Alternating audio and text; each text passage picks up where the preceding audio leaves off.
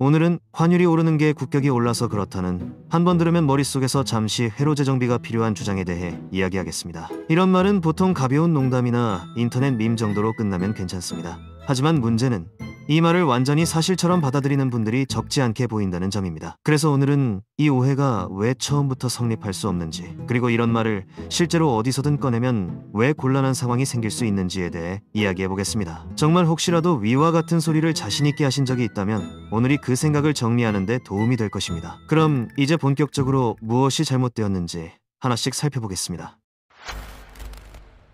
먼저 환율이란 무엇인가를 아주 간단하게 짚고 넘어가겠습니다. 환율은 나라의 이미지나 위상 같은 추상적 요소로 움직이는 것이 아니라 국제 금융시장에서 매초 매분 거래되는 실제 자본의 흐름으로 결정됩니다. 돈이 들어오느냐 나가느냐, 금리가 어디가 더 높으냐, 수출과 수입의 균형은 어떤가, 세계적으로 위험이 커졌는가, 이런 명확한 변수들이 환율의 방향을 정합니다. 이건 감성적인 해석이 아니라 시장의 구조이고 누구의 의견도 끼어들 틈이 없습니다. 그런데 이런 구조를 놔두고 국격이 높아져서 환율이 오른다고 주장해버리면 마치 비가 오는 이유가 구름이 기분이 상해서라고 말하는 것처럼 설명의 기반 자체가 사라지게 됩니다. 여기서 중요한 점 하나를 바로 짚고 넘어가야 합니다. 환율이 오른다는 말은 원화의 가치가 떨어진다는 뜻입니다. 달러가 더 비싸졌다는 의미입니다. 그런데 국격이 올라가면 그 나라 경제에 대한 신뢰가 커져야 합니다. 신뢰가 커지면 자본은 들어오고, 자본이 들어오면 그 나라 통화는 강해지는 게 자연스러운 흐름입니다. 즉, 국격이 진짜로 올라간 상황이라면 원화는 약해지는 게 아니라 강해져야 합니다. 원화가 강해져야 국격 상승이라는 이야기가 논리적으로 맞습니다. 그런데 현실은 반대이죠. 원화는 약해지고 달러는 강해집니다. 이것을 국격 상승이라고 부른다면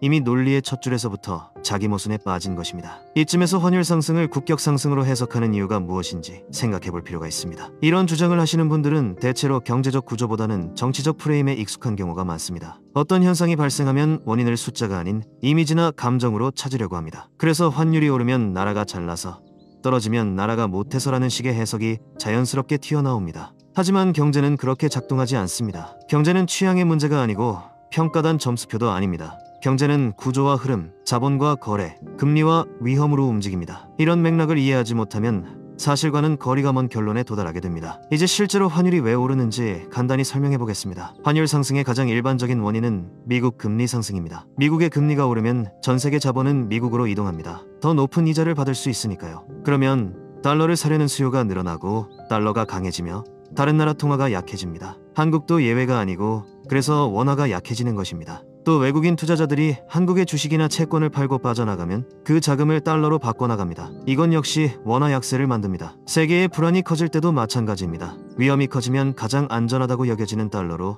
자금이 몰립니다. 이런 여러 요인이 얽혀 환율은 매일 움직입니다. 이 과정 어디에도 국격이라는 요소는 끼어들 자리가 없습니다. 그런데 이를 국격이 올라서 그렇다고 말해버리면 어떤 문제가 생기느냐. 첫째, 원인을 설명하지 못합니다. 둘째, 기본 원리를 거꾸로 해석합니다. 셋째, 듣는 사람에게 잘못된 정보를 전달하게 됩니다. 환율이 오르는 이유는 명확한데 전혀 관련 없는 단어를 붙여버리면 그 순간 설명의 힘이 사라지고 인과관계도 왜곡됩니다. 그리고 무엇보다 이런 말을 진지하게 하면 듣는 사람들은 그 사람이 경제 논리와 기초적 구조를 이해하지 못한다는 신호로 받아들이게 됩니다. 자신은 단순한 비유나 감정적 해석으로 설명했다고 생각할지 몰라도 상대는 그것을 무지의 표현으로 해석할 가능성이 더 큽니다. 그래서 이런 이야기를 어디서든 자신 있게 말하는 것은 본인에게 불리하게 작용할 수 있습니다. 여기서 한 가지를 더 말씀드리겠습니다.